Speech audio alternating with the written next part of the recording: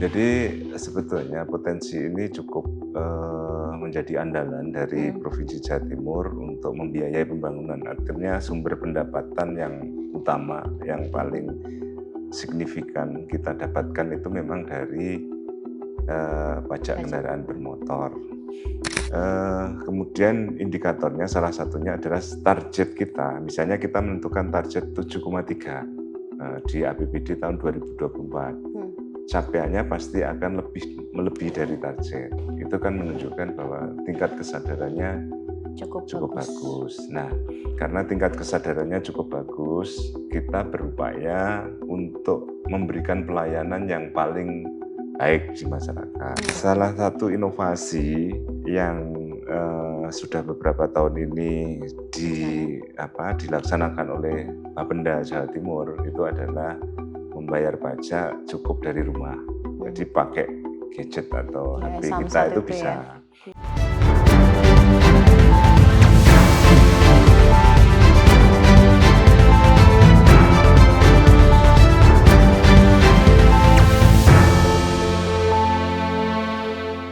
Selamat datang di ABTVN Podcast, bukan sekedar bicara, lebih dekat, lebih paham.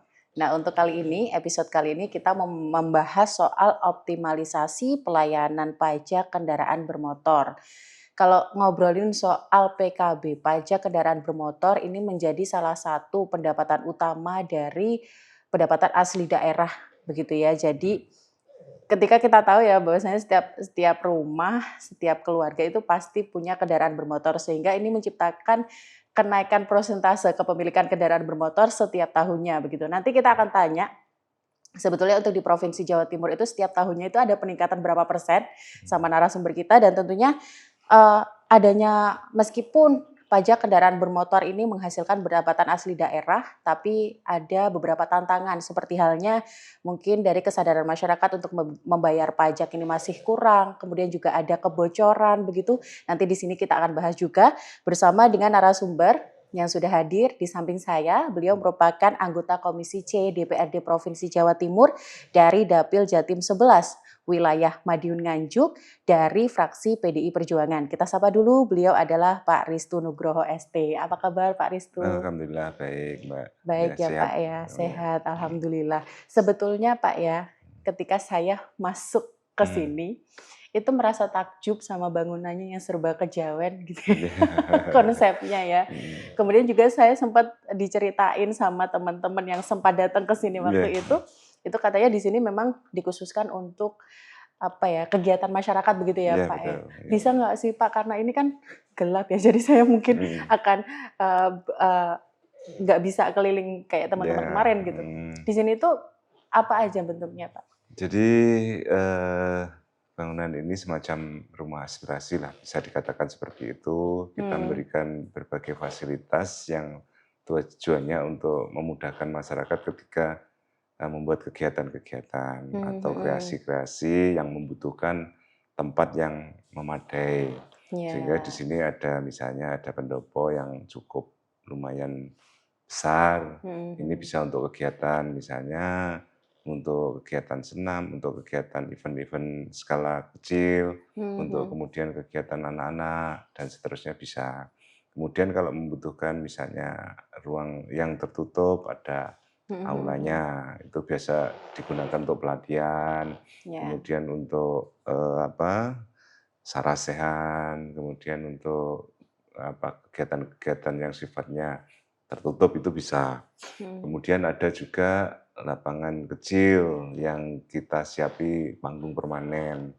Nah, ketika masyarakat misalnya atau komunitas apa saja yang ingin memakai tempat itu diperbolehkan dan kita tidak memungut biaya. Bahkan kalau apa yang kita punya kita berikan, misalnya gini, kebetulan punya ada sound system, kemudian kita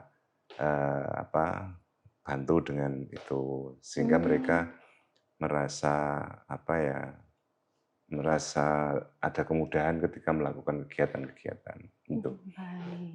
Ini mulanya kenapa kok akhirnya Pak Ristu ini memutuskan untuk menciptakan ruang aspirasi masyarakat ini? Apakah memang bermula dari misalnya di daerah sini sering banget nih kesulitan untuk ngadain acara-acara gitu. Ya, betul. Jadi Seperti itu? salah satunya itu. Jadi Hmm.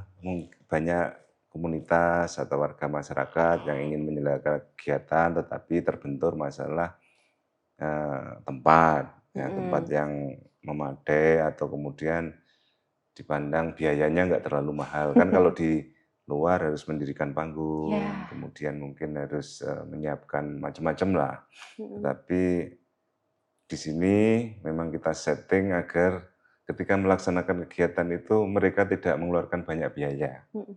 Nah, itu artinya kan kita bisa membantu meringankan beban warga masyarakat atau komunitas-komunitas yang ingin melakukan kegiatan. Nah, Ya, itu. luar biasa Pak Ristu, saya merasa terhormat bisa datang ke sini ya kan, meskipun sekarang untuk saat ini masih belum bisa keliling lihat. Ya, besok Pak bisa. Ristu, kita Hmm, mau ngobrol soal optimalisasi pelayanan pajak kendaraan bermotor ya. Ini ya. sebagai salah satu pendapatan utama dari Hmm, PAD Jawa Timur begitu.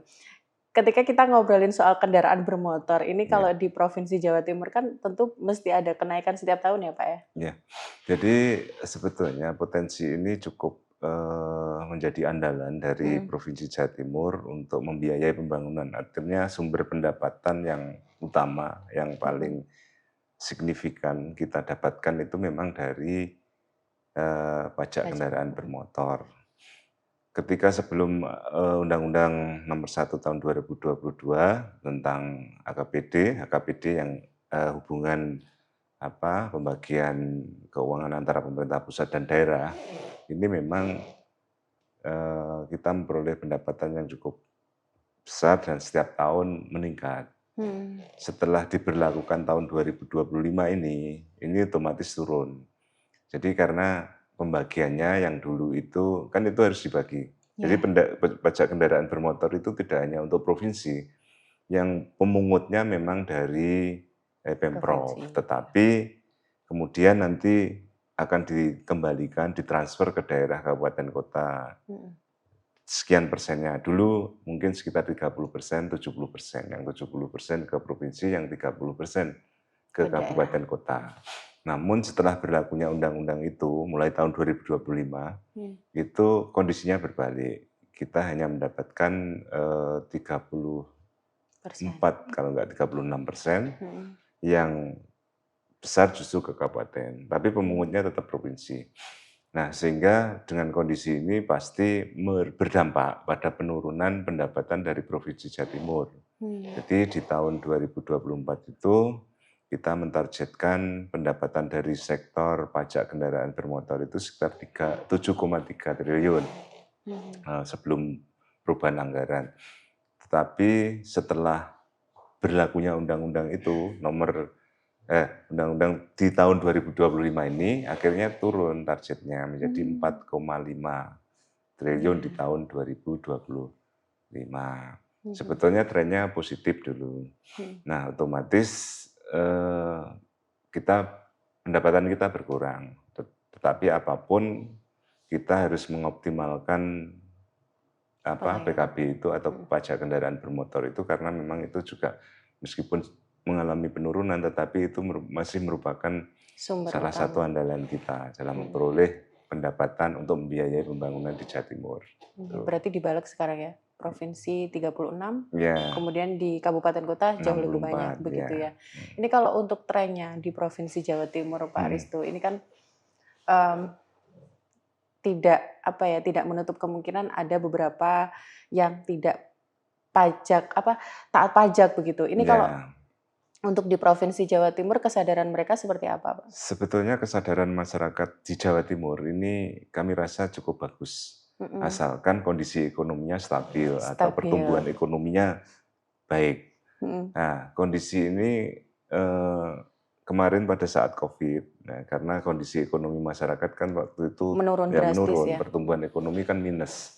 Nah, itu sangat berdampak. Tetapi ketika ekonomi itu sedang baik-baik saja, Mhm. itu sebetulnya kesadarannya luar biasa karena setiap tahun dari target yang direncanakan kecuali ketika ada kejadian luar biasa ya Mhm. kayak COVID kemarin itu Iya. memang nggak tercapai, tetapi pada saat ekonomi kita pertumbuhannya baik, otomatis itu masyarakat juga kesadarannya juga baik. Artinya memang punya kemampuan untuk membayar. Nah, kemudian indikatornya salah satunya adalah target kita. Misalnya kita menentukan target 7,3 di APBD tahun 2024. Capaiannya pasti akan melebihi dari target. Itu kan menunjukkan bahwa tingkat kesadarannya cukup bagus. Nah, karena tingkat kesadarannya cukup bagus, kita berupaya untuk memberikan pelayanan yang paling baik di masyarakat. Artinya kan tidak faktor kenapa kadang-kadang kita itu malas membayar pajak itu karena waktu, terbentur waktu, karena sibuk kita nggak bisa kemudian datang ke tempat samsat misalnya, atau mungkin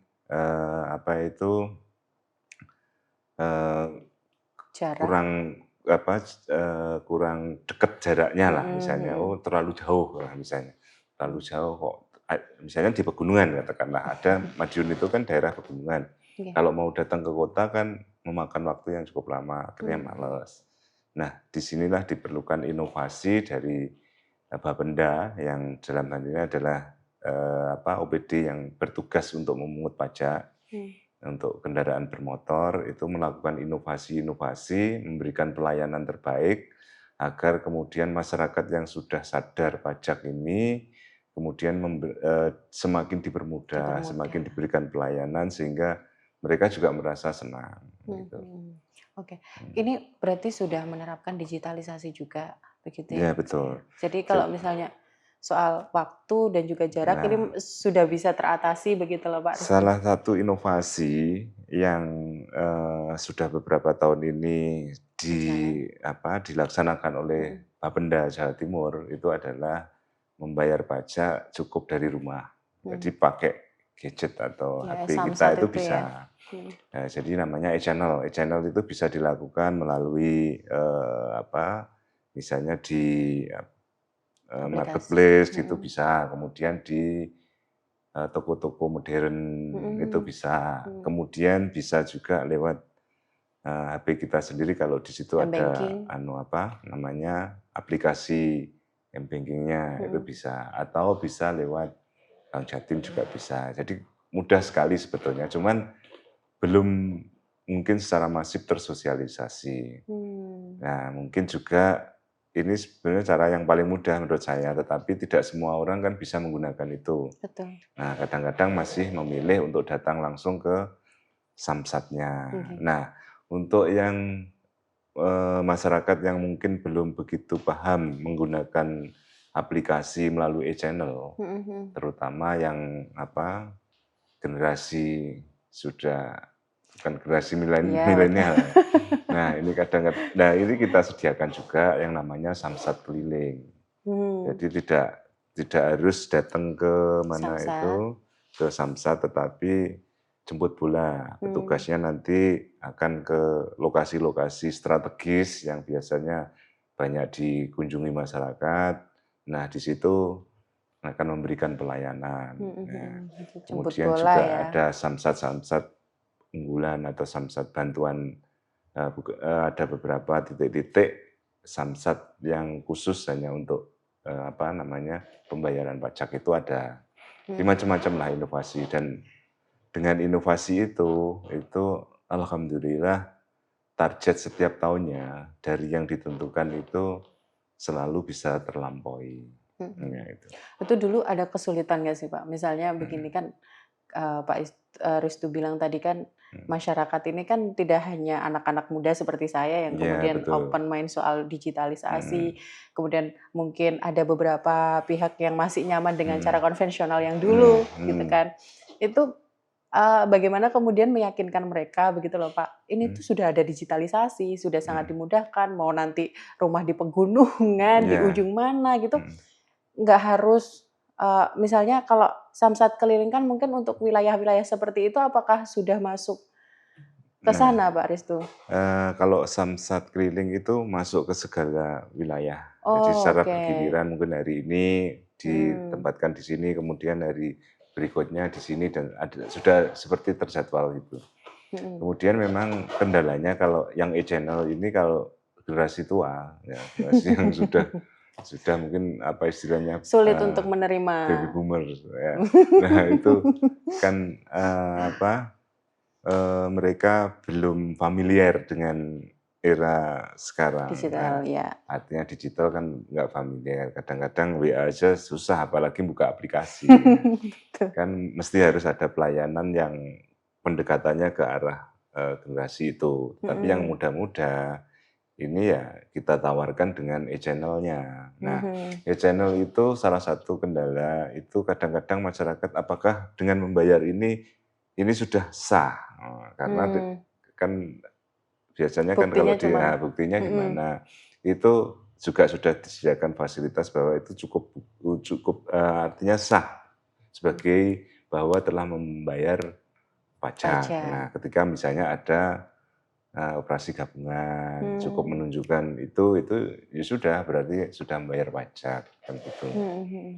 Berarti masyarakat sekarang sudah sangat dimudahkan, jadi tidak ada alasan untuk mereka tidak membayar pajak. Ya, betul. Dan kemudian juga ada pendekatan lain, ini yang sekarang melalui BUMDes. Jadi yang daerah pegunungan, misalnya e-channel-nya nggak bisa menggunakan, kan ada BUMDes, setiap desa ini kan ada BUMDes. Nah, itu bisa membayar melalui BUMDes. Nah, sekarang kalau Kabupaten Madiun insya Allah sudah sebagian besar BUMDes ini sudah bekerja sama dengan Bapenda atau dengan Samsat, sehingga masyarakat yang merasa jauh untuk menuju ke tempat pembayaran atau ke Samsat atau ke lokasi, kebetulan ke Samsat kelilingnya, kebetulan pas waktu itu lagi sibuk, nah itu bisa langsung ke BUMDes yang ada di desanya masing-masing. Kan setiap desa sekarang kan sudah ada BUMDes. Ya itu berarti yang paling dekat dengan masyarakat. Nah, yang paling dekat itu bisa dilakukan di situ. Jadi mungkin sekaligus kami sampaikan kepada masyarakat yang mungkin belum belum mendengar bahwa pembayaran pajak itu bisa dilakukan dimanapun kita berada. Termasuk di rumah pun sebetulnya bisa dengan melalui aplikasi yang ada di HP kita. Ya, kemudian juga di toko-toko modern terdekat bisa juga. Kemudian ada juga yang bisa dilakukan lewat BUMDes, itu bisa.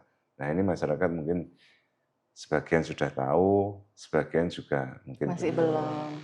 Dan sangat mudah banyak. sekali. Opsinya banyak, Pak Banyak Ristu sekali, ya. Lebih simpel gitu daripada kalau dulu mungkin waktu Pak Ristu masih muda. Waduh, sekarang juga kelihatan masih muda Pak Ristu ya. Waktu itu mungkin kalau saya sekarang ini kan sudah beruntung banget generasi saya karena begitu banyak kemudahan untuk membayar pajak dan lain sebagainya. Mungkin untuk pelayanan yang lain itu kan juga sudah dimudahkan dengan digitalisasi, begitu ya Pak Ristu. Tapi waktu Pak Ristu seusia saya, mungkin waktu itu sudah memiliki kendaraan sendiri, sudah membayar pajak dan lain sebagainya. Itu gimana Pak? Maksudnya masih sangat kesulitan? Dulu sangat kesulitan sekali. Kadang-kadang kita itu ada rasa nanti di sana dipersulit dan seterusnya dan seterusnya kan dokumen gitu. Ya, nanti kurang ini harus balik lagi kan seperti itu. Biasanya kan dulu kan masih mindsetnya seperti itu, tetapi sekarang enggak. Kita itu justru pemerintah Provinsi Jawa Timur itu akan mempermudah. Makanya dimanapun enggak harus datang ke lokasi pun bisa. Jadi tidak harus ribet seperti yang dulu-dulu, enggak. Ini lebih simpel, lebih gampang dan makan waktu yang cukup singkat. Kalau dulu kan harus antri. Nah, kalau sekarang kita boleh datang ke sana tetap juga dilayani, tetapi kan kalau di sana kan memang harus mesti ngantri. Nah, kalau di rumah, kalau di BUMDes kan nggak harus ngantri. Kalau apalagi di rumah, nah itu kan lebih enak lagi. Ada m-banking, wah tinggal klik selesai gitu ya Pak Ristu ya.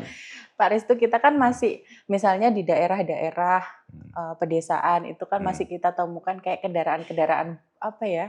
Kayak misalnya untuk kerja di sawah, terus habis itu kan banyak banget ya misalnya kendaraan-kendaraan yang mati. Itu untuk fenomena seperti itu tuh sebetulnya apakah dibiarkan saja ataukah pemerintah itu sebetulnya sudah tahu cuman masih merencanakan giat apa untuk mengatasi hal itu gitu? Sebetulnya setiap tahun itu diadakan semacam pemutihan, jadi bebas Pemutihan. denda.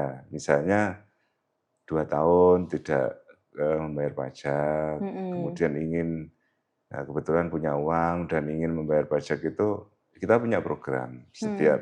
setiap tahun pasti ada program pemutihan bebas dari, denda dan itu biasanya diumumkan di media Sosial. sosial, ya ada, yang jelas itu ketika, momen-momen tertentu misalnya menjelang hari kemerdekaan Republik Indonesia atau Mhm. hari pahlawan atau hari apa itu, Pemprov pasti membuat kebijakan untuk mengadakan, Pemutihan.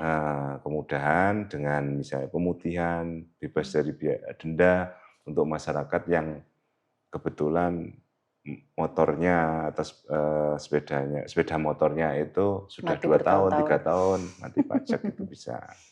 Itu ada Mhm. sering dan setiap tahun pasti ada, gitu. Sebetulnya sudah ada, cuman Mhm, mungkin untuk sosialisasi ke mereka kan mhm. kalau misalnya dari media sosial tidak semua juga Ya itu, menyimak di media ya, sosial ya gitu. kadang Itu untuk upayanya biar mereka tahu itu, melalui apa Pak biasanya? nah, Apa face to face atau sekarang sebetulnya lebih mudah karena kita, ada kerjasama atau sinergi dengan kolaborasi dengan pemerintah kabupaten. mhm, Nah, karena pemerintah kabupaten kan sekarang mendapatkan yang lebih besar, ya, dari bagi hasil pajaknya kan mendapatkan yang lebih besar. mhm, Kalau pendapatan itu capaiannya memenuhi target atau bahkan lebih dari target kan pemerintah kabupaten kota kan juga diuntungkan dengan itu pasti dan mhm, dia berkepentingan terhadap itu sehingga harus mau membantu untuk bagaimana supaya paling tidak memberikan sosialisasi kepada masyarakat. Kan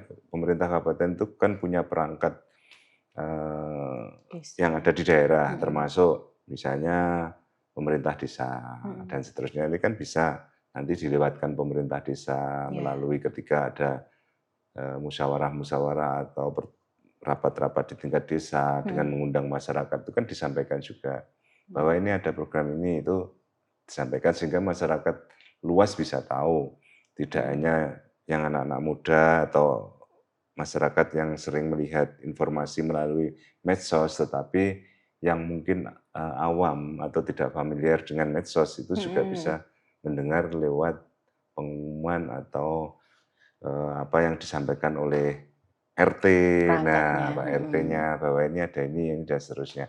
Nah ini saya kira sekarang lebih mudah sebetulnya, mhm, lebih bisa tersosialisasi secara luas karena pemerintah kabupaten kota ini sekarang proaktif karena mhm, merasa mendapatkan porsi yang lebih lebih besar. besar, mhm, mhm. Iya, Kalau ngomongin optimalisasi pelayanan pajak kendaraan bermotor itu sebetulnya tidak hanya digitalisasi saja ya Pak ya. iya betul. Jadi misalnya untuk yang suka langsung datang ke Samsat itu kan Mhm, juga harus ada optimalisasi pelayanan juga. Misalnya mhm. gini, aduh males deh datang ke datang ke Samsat petugasnya jutek banget gitu Ya misalnya. betul. Nah, Misalnya kayak gitu ya. Atau misalnya tadi ada Samsat keliling terus, mhm, aduh males banget lah datang ke Samsat keliling petugasnya jutek banget gitu. iya, Nah untuk mengawasi hal itu, mhm. bagaimana upayanya dari panjenengan? Jadi masing-masing Bapenda, UPT ya, UPT yang Mhm, ada di kabupaten kota di seluruh Jawa Timur ini memang semuanya ibaratnya saling berlomba lah. Berlomba mhm, artinya supaya target saya itu bisa terpenuhi. Sehingga mereka masing-masing inovasinya itu juga enggak semua sama, enggak. mhm, Masing-masing mhm. ada program unggulan tersendiri, misalnya di daerah Kabupaten Madiun ada, nanti kita datang ke Trenggalek gitu, ada kiat Inovasi lain, khusus, nah mhm, inovasi-inovasi yang berbeda, tetapi tujuannya untuk memberikan pelayanan yang terbaik, sehingga masyarakat itu merasa nyaman, merasa mmm, senang membayar pajak. Termasuk melayani di Samsat pasti mereka akan melayani tidak dengan apa ya, dengan wajah muka yang judes gitu. nah itu, Ini kan tetapi dengan mungkin senyum, dengan pelayanan yang baik mhm, sehingga masyarakat merasa nyamanlah, "Oh ternyata saya dilayani dengan baik," kan mhm, gitu, mhm, itu. mhm, Nah, mhm. itu dilakukan sama teman-teman, memang dilakukan. Oke, Mhm, kalau ngomongin soal itu saya tuh jadi ingat, jadi di wilayah mhm, saya itu waktu hari pahlawan atau Hmm. apa gitu ya. Jadi di Samsat itu petugas-petugasnya itu pakai kostum pahlawan seperti. Ya, Jadi betul. dikonsep seperti Ya, itu Pak. Kemudian juga dikasih kayak minuman gratis atau apa. Kalau misalnya di daerahnya Panjenengan sudah ada inovasi seperti unik-unik seperti itu nggak sih Pak? sudah ada. Jadi Nah, masing-masing tadi saya sampaikan bahwa masing-masing punya heeh, inovasi-inovasi ya, mhm. yang berbeda tetapi arahnya sama, Arahnya sama. memberikan yang terbaik buat masyarakat kita yang sudah punya kesadaran yang tinggi, taat membayar pajak. Mhm. Kan kita tinggal melayani dengan baik. Iya. Nah, kan saya sampaikan kesadaran masyarakat Jawa Timur untuk membayar pajak itu luar biasa. Dengan catatan pertumbuhan ekonominya baik. Baik.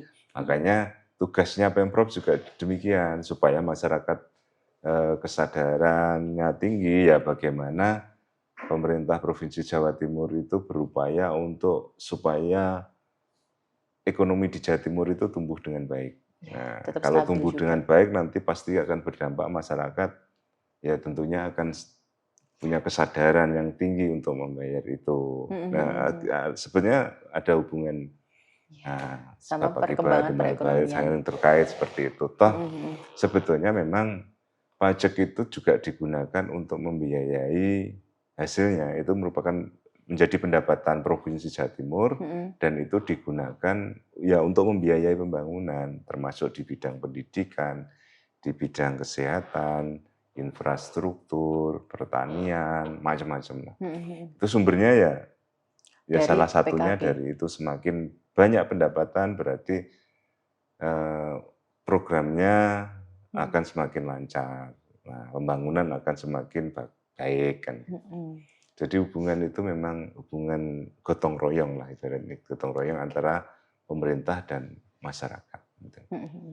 Jadi tadi, untuk masyarakat yang mungkin, eee, saya tidak katakan ini ya, tidak cukup rutin untuk membayar pajak itu tadi Mm, kan sudah ada solusi mungkin mm, di program-program khusus itu ada ya, pemutihan, keringanan dan lain sebagainya. Nah, ya, untuk masyarakat yang kemudian mereka sangat-sangat giat untuk membayar pajak setiap mm. tahunnya, ini ada Nah, reward nggak sih dari Pemprov? ada. Nah, itu juga salah satu supaya biar gini, saya itu taat, kemudian Mhm. saya itu pasti nggak pernah nunggak kan seperti itu. Iya. Itu ada reward-nya. Mhm. Nah, reward-nya tentunya tidak diberikan secara langsung, tetapi karena masyarakat banyak ya nanti lewat misalnya ada semacam diundi, ya, ada yang Mhm. umroh, ada yang ini, macam-macam Wah, lah reward menarik yang ya. diberikan. Mhm. Jadi ada reward bagi yang taat membayar pajak, nah nanti akan masuk nomor-nomor yang mungkin menjadi prioritas untuk di Berikan hadiah reward gitu ya. gitu. Menarik ya, jadi mereka lebih termotivasi begitu ya Pak Ya, ya. Jadi betul. mendapatkan penghargaan khusus karena Nah, mereka sudah membayar pajak secara betul. Ya. rutin gitu ya Pak ya.